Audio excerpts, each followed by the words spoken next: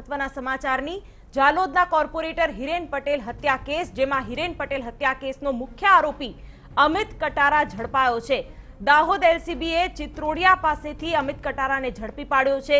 પૂર્વ સાંસદ બાબુ કટારાનો પુત્ર અને જાલોદના એમએલએ ભાવેશ કટારાનો ભાઈ છે અમિત કટારા। અમિત કટારાની પૂછપરછમાં વધુ કેટલાક નામ બહાર આવે તેવી પણ શક્યતા છે।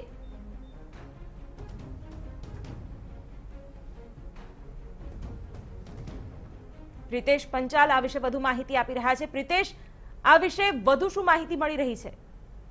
જી શિવાની, આજરોજ લોકલ ક્રાઇમ બ્રાન્ચને એક ટુકડી જે છે તે વોચ રાખીને બેઠી હતી। તે દરમિયાન જે અમિત કટારા છે તે ચિત્તોડિયા ગામ નજીક આવ્યો હોવાની બાતમી મળી હતી, જેના આધારે અલગ અલગ ટીમ લોકલ ક્રાઇમ બ્રાન્ચના જે પીઆઈ છે તેઓએ ગોઠવી અને એક વ્યૂહરચના ઘડી હતી, જેમાં અમિત કટારા આબાદ ઝડપાઈ ગયો છે। હાલ તો અમિત કટારાને લોકલ ક્રાઇમ બ્રાન્ચની ઓફિસ દાહોદ લઈ જવામાં આવી છે, ત્યાં પૂછપરછ હાથ ધરવામાં આવી રહી છે।